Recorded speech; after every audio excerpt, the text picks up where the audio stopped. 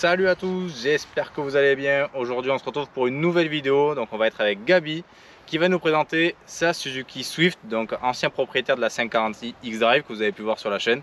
Et là du coup il a revendu pour s'acheter quelque chose de plus compact, un peu plus moderne du coup. Un peu oui, bonjour. Ben oui, tout à fait. Je me suis acheté cette petite voiture pour plusieurs raisons. Premièrement, un problème de place, parce que j'ai un parking qui est assez étroit. Qui est donc, plus petit gabarit du coup. Ah oui, et la 540i c'était beaucoup trop gros, et puis aussi pour un souci de confort financier, quoi. La 540i c'est beaucoup de frais, beaucoup de conso et tout ça. C'est l'entretien qui est en fait au fur et à mesure ça chiffre assez vite, parce que l'achat de la voiture en soi c'est pas quelque chose non plus d'inabordable. Par contre quand on fait le calcul à l'année de ce qu'on injecte dedans, ça va vite. Oui, on est à peu près sur en moyenne 1500 à 2000 euros par an, quoi. Les entretiens. Ça vous donne un peu l'idée. Voilà. Plus les consos de carburant. Oui, ouais, c'est un gros cylindre avec un gros turbo. x2 par rapport à ça. C'est ça. Hein. Donc j'ai choisi ça parce que je voulais quand même quelque chose un peu sympa. Je voulais quelque chose de neuf. Et dans mes tarifs, c'était ce qui se rapprochait le plus de ce que de mes attentes. Et ça fait quoi, 4-5 mois que je l'ai et j'en suis hyper content. Bon, j'ai fait quelques modifs quand même. Ouais, parce que quand même elle a été bien modifiée. Elle a été bien modifiée, là elle a 6000 km, elle a déjà eu pas mal de modifs. Mais bon, c'est des trucs principalement esthétiques, il y a 2-3 trucs au niveau du châssis et du moteur. Mais vraiment après c'est plus de l'esthétique, quoi. Déjà de base c'était une Sport. Oui, tout à fait, Suzuki Swift Sport, donc hybride, faut bien le préciser. Alors c'est pas une hybride comme les Toyota et tout ça, c'est une micro-hybride, donc il y a un petit moteur électrique qui vient assister le moteur thermique, ça c'est pour les normes de pollution, tout ça. Et donc on est sur un total de 129 chevaux d'origine et 235 Nm sur un 1,4 litre turbo, plus le moteur électrique. Et du coup j'ai fait un stage 1. Et là actuellement elle est à 165 chevaux et 306 Nm exactement. Bon, il y aura d'autres modifs pour monter un petit peu plus, mais pour l'instant voilà, je reste comme ça, j'ai déjà mis. Les petites précisions, celle-là c'est de l'auto rechargeable, c'est pas avec une prise où on la recharge, ça n'a rien à voir. Ça fonctionne comme les hybrides chez Toyota, c'est-à-dire que ça recharge quand on freine ou qu'on lâche le pied tout simplement de l'accélérateur. On le sent parce qu'il y a quand même un bon frein moteur. Mais ouais, ça se recharge. Alors c'est pareil, c'est une petite batterie. Voilà, c'est vraiment du tout petit, tout léger pour garder une voiture compacte et légère. C'est vraiment fait en fait pour assister le moteur. Voilà, ça nous permet d'économiser un demi-litre au 100. Bon après sur la partie extérieure, donc je te laisse nous montrer vraiment ce que tu as fait dessus. Alors à l'extérieur, principalement les jantes. Donc d'origine, il n'y a qu'un seul modèle de disponible. Je voulais quelque chose de plus large parce que d'origine je trouve que c'est en largeur, avec le couple qu'elle a, c'est quand même assez coupleux. En largeur c'était limite, donc je voulais élargir les pneus et élargir les jantes et avoir quelque chose qui venait un peu plus à fleur pour pas mettre de cale. Le résultat est bien. Donc j'ai choisi ce modèle là. Alors je sais plus la marque ni le modèle exact, mais c'est du 17 et après on est sur des pneus Pilote Sport 4 Michelin en 215-40 R17. Après bon, à l'arrière il y a eu pas mal de modifs, surtout tu as fait de mémoire les feux, tu as fait pas mal de choses. Alors à l'arrière on a déchromage au niveau du logo principal. Oui c'est vrai, ça on l'a fait il n'y a pas longtemps en plus. Et après j'ai enlevé le Suzuki Swift et le Sport. Et après j'ai fait un peu teinter les feux parce qu'ils étaient quasiment aussi rouges que la carrosserie. Et je voulais qu'ils se démarquent un petit peu. Non, c'est léger, ça. C'est pas choquant quoi. Non, voilà, exactement. Et puis les vitres sont quand même assez teintées. Et c'est d'origine. Voilà. Ça, c'est d'origine. Alors il faut savoir chez Suzuki, comme la plupart des marques japonaises, il n'y a pas d'option. C'est les finitions et les seules options qu'on a, c'est la couleur. D'accord. Donc là, c'est un véhicule qui est considéré comme full option par rapport à une Swift normale. Elle est considérée comme la plus haute finition avec les spécificités des modèles sport. Et là, tu avais mis les silencieux aussi. J'ai fait une suppression d'intermédiaires. Il y a deux intermédiaires et un silencieux à l'arrière. J'ai enlevé les deux intermédiaires. Bon, c'est pas. Ouais, c'est soft. Voilà, c'est pas full libéré, mais ça fait un petit peu de bruit sympa, mais pas suffisamment pour attirer l'attention, quoi. Ok, bon, on va aller vite fait checker le moteur. Alors, ça va. Le moteur, en fait, compte, il est esthétiquement, quand on le voit d'origine, en fin de compte, Ah oui, esthétiquement, quand on le voit, il n'y a pas de modif visuel. Bah, de toute façon, pour l'instant, il y a juste un réglage électronique. Donc, il n'y a pas de boîte à air, il n'y a rien du tout. On a la petite... Ah voilà, je cherchais. Et là, en fait, elle me crevait les yeux. Ici même. Donc, c'est un 1,4 litre turbo. Qui développe, comme je l'ai dit, 130 chevaux approximativement. Et 235 Nm d'origine. Donc, avec un petit turbo. Qu'on peut voir ici, qui est bien devant en plus, bien facile d'accès. Bien devant. Voilà, il n'y a pas grand chose à dire. Il a ses belles couleurs déjà là. Il a une belle couleur. Ouais, oui, il est bien bleu. Voilà. Alors que quand je l'ai vu la première fois, il était tout doré. Ben oui, la voiture était toute neuve. Ouais. Et puis voilà, il y a quand même pas mal de place pour travailler. Surtout pour une hybride. Surtout pour une hybride. Après le moteur, alors je sais pas exactement où est situé le moteur électrique. Je sais pas s'il est situé dans la boîte, sur la transmission, je sais pas du tout. Bah, bien souvent, ils les mettent entre le moteur et la boîte. Ouais. Il paraît que c'est le plus courant quoi. Tout à fait. Mais là, bon, on voit que les entretiens sont assez aisés parce qu'il y a quand même de la place pour travailler. C'est des mécaniques assez simples et assez fiables. C'était aussi un critère pour l'achat. Donc voilà, après bon, c'est un moteur assez classique qu'on retrouve aussi sous les Vitara. Et qu'on a essayé d'ailleurs.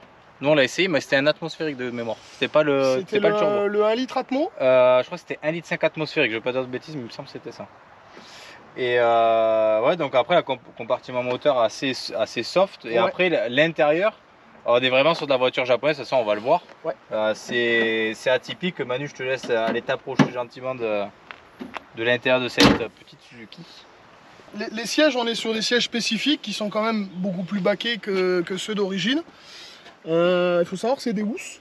D'accord. C'est des housses, donc ça peut s'enlever, se laver à la machine. Et ça, franchement, c'est bien. C'est des sièges en tissu. Là, pareil, à l'intérieur, il n'y a pas le choix des couleurs, ni des surpiqûres, ni tout ça.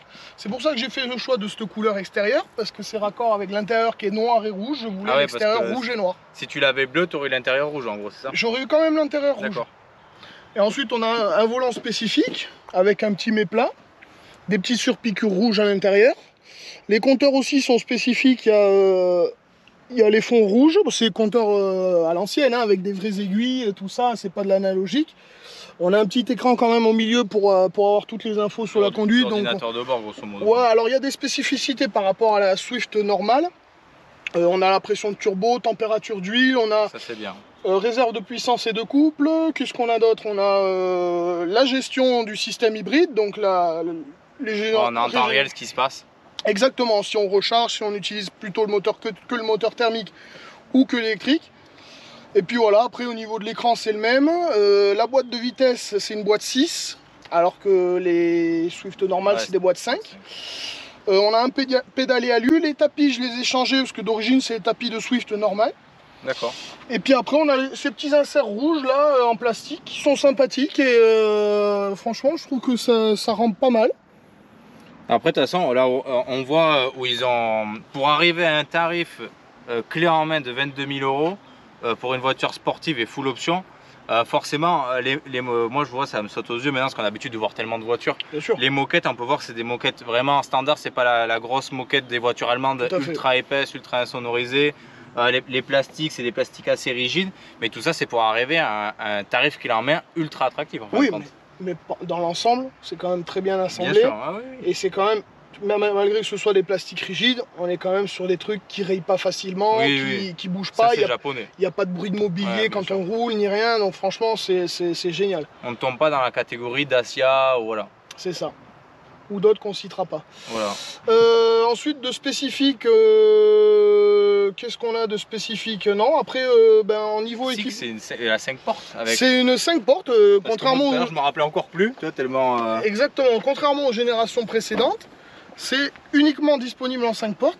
Alors là, c'est réglé pour moi, je fais 1,84 m, donc il y a quand même un petit peu de place malgré le gabarit de la voiture qui fait 3,80 m. Je vais faire le cobaye. Voilà, avec les sièges réglés normalement, il y a de la place au niveau du toit. Il y a un peu de place au niveau des jambes. Bon, on pourrait encore en rapprocher. Hein. Oui, on peut avancer le siège, mais je veux dire... De toute façon, si je me mets après toi par exemple, on peut voir, lui, Gabi, il est quand même assez grand. Là forcément, c'est un peu short. Oui, mais bon, tu peux quand même faire un trajet de 20-30 km sans mourir, quoi, dans ce verre d'eau. Alors, après, au niveau des équipements, on a tout ce qui est les aides à la conduite, donc alerte de franchissement de ligne, l'alerte de collision. Qu'est-ce qu'on a? On a, je me rappelle plus. On a caméra de recul d'origine, capteur de recul à l'arrière uniquement, siège chauffant, ce qui est quand même assez rare sur un véhicule de cette catégorie. Et puis voilà, et après on a l'essentiel, les commandes au volant, Bluetooth, téléphone et musique, Apple CarPlay et Android Auto filaire. Oui. On peut pas tout avoir, on peut pas l'avoir sans fil. Et puis voilà, commande vocale. Et puis, je me faisais une petite observation. Ouais. Alors tu vois, là il y a les... Parce que comme nous on est souvent en camion, on a tout le temps des bouteilles d'eau partout dans les camions. Bien sûr. Là, gros rangement de bouteilles d'eau, et je l'ai vu en montant derrière. Ouais, il y a exactement le même pour l'arrière. Il y a un rangement de bouteilles d'eau sur une citadine, c'est pas mal. Il y a quand même pas mal de citadines qui n'ont même pas de rangement à l'arrière. Elles ont même pas un seul. Ça c'est quand même, faut pas tout enlever à une petite voiture, elle a quand même pas mal été réfléchie. Sachant qu'en plus j'ai rajouté la couloir centrale Suzuki qui supprime un porte-gobelet au milieu. D'accord. Mais bon, maintenant j'ai la couloir avec le rangement, mais à la base il y avait un autre porte-gobelet au milieu. Alors peut-on ouvrir le coffre pour voir je sais pas si tu avais laissé des affaires. Il y a un petit sac, bon, il n'y a pas grand chose. Ça vous donne l'ordre d'idée.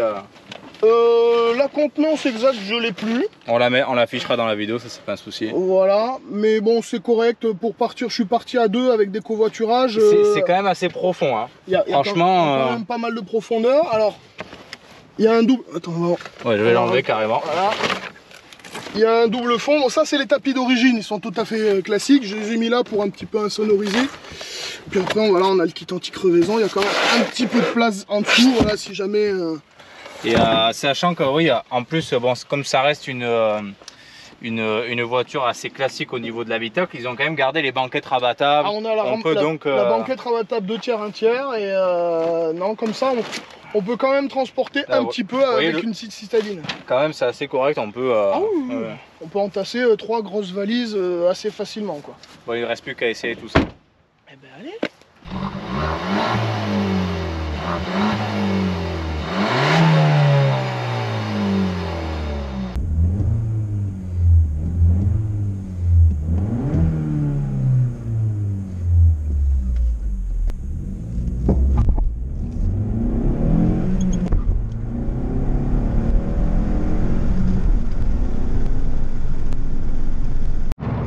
Allez, nous voilà sur la partie dynamique avec Gabi au volant de la Swift. Donc on va voir ce que ça donne sur notre petite route régionale de Sesco.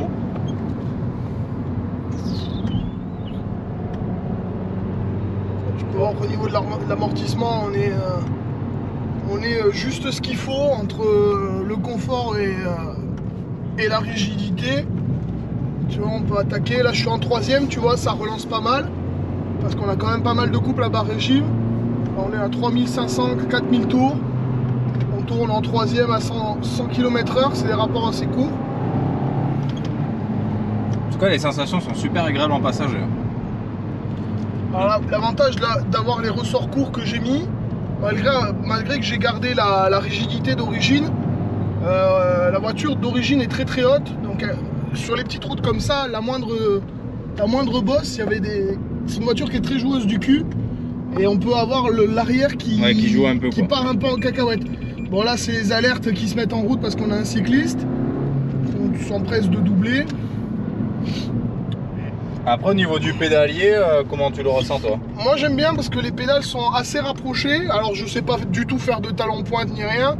Mais je trouve que les pédales sont juste au bon niveau. L'embrayage est pas mal, il y a un bon ressenti. Pour moi qui ai un petit peu de mal avec les boîtes manuelles, là je commence à m'y refaire parce que j'ai roulé très longtemps en boîte auto. C'est vrai que j'ai eu assez de facilité à m'y remettre à celle-là. Parce que au moins, attends, je suis en plein dépassement. Voilà.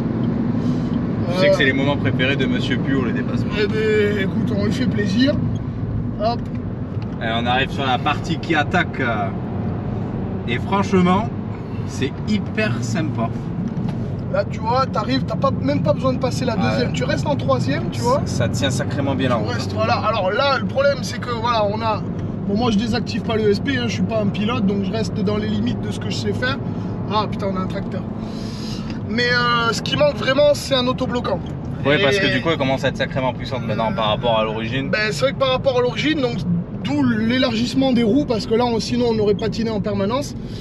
Et c'est vrai qu'un autobloquant serait pas de trop, mais bon, ce sera une modification que je pense que je ferai pas, parce que ça quand même très...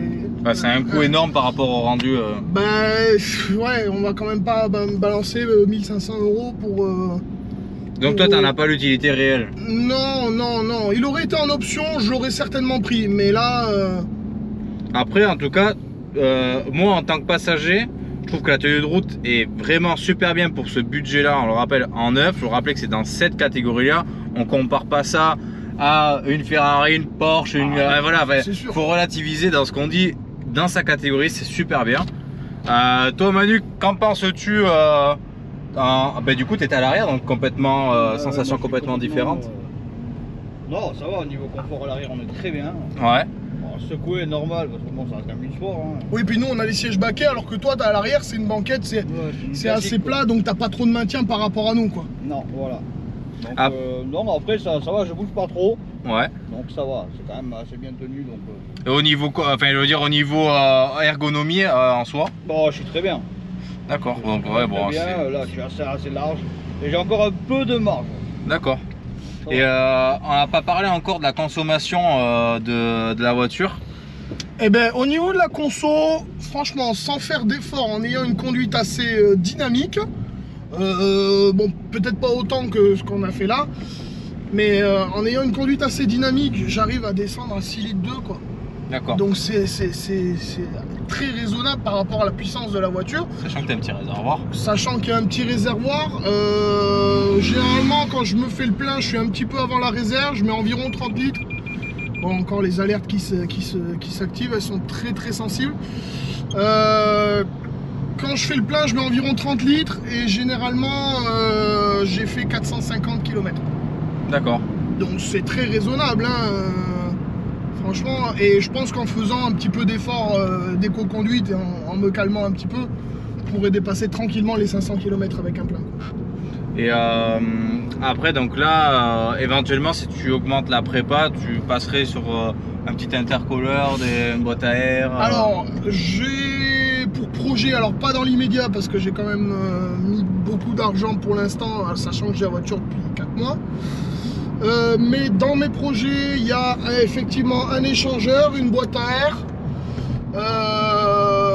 Alors je compte garder le Kata et le FAP parce que j'ai pas envie d'être emmerdé avec le CT. Donc je compte garder le Kata et le FAP. Donc on sera pas sur un stage 2 mais sur un stage 1+. Et il manquera que le Dekata pour être sur le stage 2. Et on sera aux alentours de 185-190 chevaux. Ce qui est très raisonnable par rapport au poids de la voiture. Là ça commencerait à être vraiment puissant pour, entre parenthèses, une voiture de ce poids-là. Ah oui. Ça va commencer à attaquer fort, quoi. Ah ben on sera à peu près quasiment à la puissance d'une Clio RS, mais avec presque 200 kg de moins. Donc alors il n'y a pas le même châssis, c'est sûr, le châssis est beaucoup plus abouti sur une Clio RS, mais le poids joue beaucoup sur l'agilité de la voiture. On a une voiture qui est quand même très équilibrée. Là, avec les ressorts courts, c'est quand même très stable, même sur des routes assez cabossées, et même à haute vitesse, on se fait pas peur. On se fait pas peur. Et pour ceux qui se poseraient la question, donc ça c'est garanti combien de temps une voiture comme ça? Là, on est sur une garantie, si je me rappelle bien, on est sur 2 ou 3 ans ou 100 000 km. Et c'est distribution à chaîne, ça? Tout à fait. D'accord. Et si, un truc, souvent on pense pas à le dire, mais toi qui es le propriétaire, en assurance, en tout, je suppose que tu dois être tout risque. Alors moi, je suis assuré en tout risque, tout à fait. Je crois que j'ai 67% de bonus, donc je suis pas au bonus 50. Et je crois que je paye 62 € par mois. Donc, ça peut donner une idée à quelqu'un, voilà, c'est vrai qu'on pense pas toujours à le dire, mais c'est intéressant de le dire. Tout à fait, il y a 7 chevaux fiscaux. Donc bon, je pense même un jeune conducteur peut, s'il a les moyens de payer l'assurance, peut s'en acheter une. D'accord. Bon, après, bon, pour moi qui monte réellement pour la première fois dedans sur un long trajet depuis tout à l'heure, ce que j'aime beaucoup, c'est la climatisation qui se trouve ici. Et comme tu disais tout à l'heure, les sièges chauffants, les boutons sont là. On les cherche pas, c'est assez simple. Il y a une prise USB là, il y a du chargeur là. C'est vraiment simple et intuitif. Oui. Pas, Ah non, niveau ergonomie, on a tout qui tombe sous la main. Tu vois, on a des assistances ici. On a quelques boutons pour régler des trucs un peu secondaires sur le côté. Et plus ici, là, pour les lignes. Là, on peut enlever ou retirer les alertes de franchissement de ligne. On a les commandes pour le téléphone ici. Tout ce qui est radio ici. Là, toute la partie régulateur, limiteur. D'accord. On a les feux automatiques. Les essuie-glaces sont pas automatiques, je sais pas pourquoi. Mais bon, on a essuie-glace avant, arrière. Clim automatique, simple zone. Rétroviseur chauffant et rabattable électriquement. D'accord. Avec alerte d'angle mort. Ouais, ça on a pu le voir tout à l'heure. Tout à fait. Et puis voilà. C'est pas mal. Après, dans l'ensemble, c'est assez simple.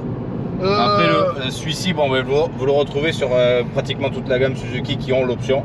Voilà. Moi, personnellement, je le trouve simple et intuitif.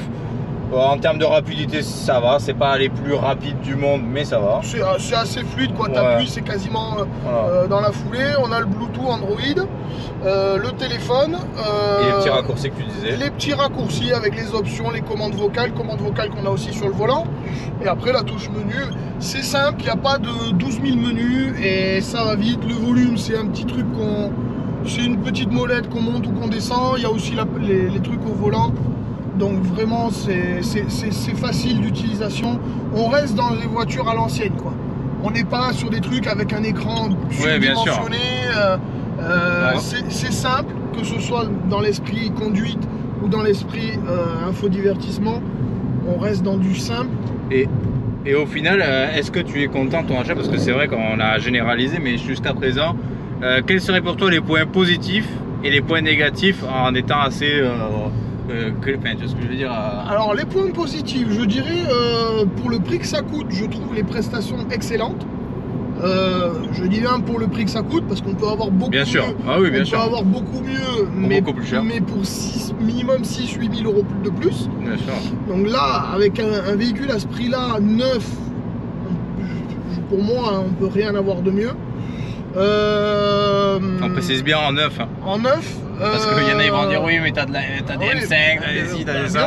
Bien sûr. On parle bien du neuf. Mais après, en défaut, il y a 2-3 petits soucis, notamment la hauteur de caisse qui d'origine est assez haute. Ouais, c'est vrai que c'est assez haut. Là, j'ai rabaissé de 3 cm, vous avez pu voir au début de la vidéo, elle est quand même assez haute. Et après, un petit souci d'ergonomie, le bouton pour contrôler l'écran, il est là. Oui, c'est vrai que c'est pas top dans le sens où quand il est assis au fond du siège, malgré qu'il conduise loin, ça lui fait décoller le dos du siège. Voilà, donc moi je suis obligé de me pencher. Ils auraient pu mettre un bouton ici. Et aussi un truc que je n'aime pas dans la plupart des voitures, comparé à la BM que j'avais avant, je n'aime pas avoir les écrans en bas. D'accord. Parce que là, comme c'est un écran en plus uniquement tactile, on est obligé de quitter la route des yeux pour voir ce qu'on fait. D'accord. Alors que si l'écran est plus haut, on a quand même une partie du regard sur la route, je trouve ça moins dangereux. Après, c'est mon avis personnel. C'est vrai que chez BM, on avait l'écran. On les a plutôt par là, généralement. Tout à fait. Et on a une molette pour contrôler. Donc on n'est pas obligé de se pencher, on peut utiliser la molette, avoir un œil sur l'écran, un œil sur la route. Et je trouve ça, pour moi, plus sécurisant d'avoir comme ça.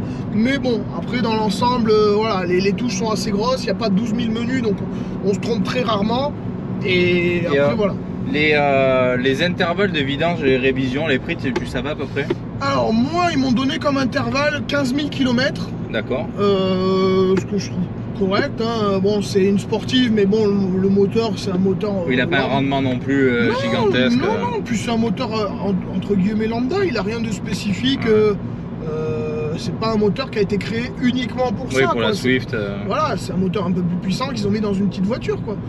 Donc je pense qu'au niveau des entretiens, c'est les entretiens d'une voiture normale, d'un litre 4 normal.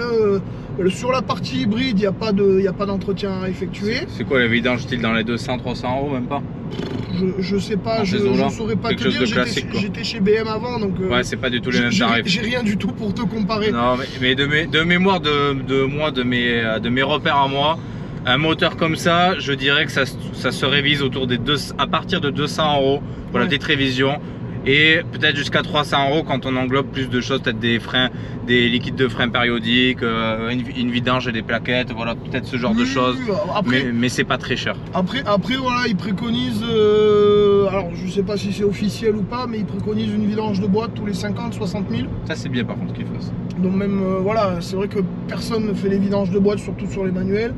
Et c'est vrai que même s'il y en a pour 300-400 €, honnêtement, les 60 000 km, je mettrais 6 ou 7 ans à le faire. Oui, bien sûr. Bon, ça va.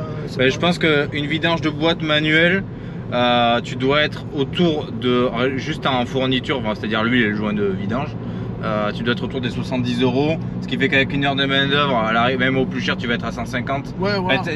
Pour moi, tu as moins de 200 € une vidange de boîte. Bon, si ça peut permettre d'avoir, de pas avoir les rapports qui craquent au bout de 6 ans, c'est pas mal, quoi. Ah non, mais je veux dire, c'est pas cher. Non, c'est ça, franchement. Après, voilà, c'est du liquide de refroidissement Suzuki, c'est le même que dans un Vitara. Je veux dire, il n'y a pas de. C'est un modèle.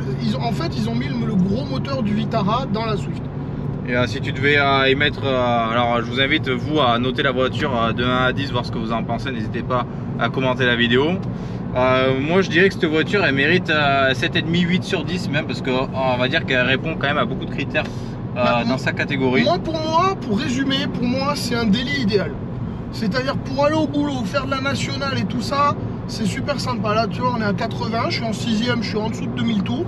Ouais, on entend à peine le moteur, en plus j'ai l'échappement, donc on entend un peu de résonance. On reprend après un petit souci de surchauffe caméra, donc on en était sur le délit idéal au final. Hein. Eh ben, bon voilà, je disais, pour moi c'est le délit idéal, parce que c'est très confortable, que ce soit à la conduite ou au niveau des sièges et tout ça. On a toutes les aides à la conduite, donc on va dire elle est sécuritaire. Elle est sécuritaire, voilà. Les petits défauts que je lui reproche, moi, parce que j'ai une conduite assez dynamique, je pense qu'une personne qui conduit normalement et tout ça, elle aura pas de problème avec ça.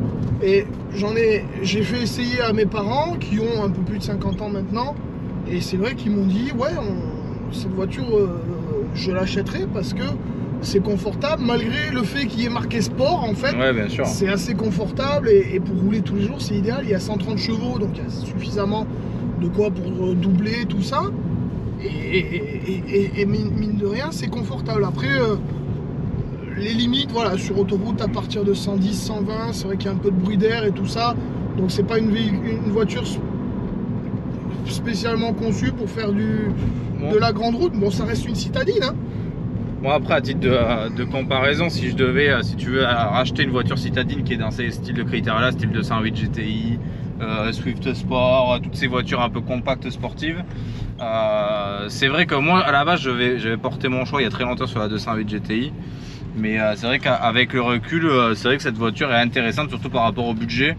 Ah oui. Et on a quand même, en l'ayant en vue et ayant essayé la 208 et celle-ci, montée dedans, etc., c'est vrai que c'est quelque chose d'intéressant à essayer, donc voilà. Bon, ben, je vous invite tout le monde à vous abonner, et puis merci Gabi de nous l'avoir présenté. Avec plaisir. Et vous retrouverez bientôt Gabi dans les vidéos, puisqu'il va s'occuper de la partie technique des voitures. Absolument. Donc il vous donnera toutes les petites infos qu'on ne pouvait pas forcément vous transmettre avant.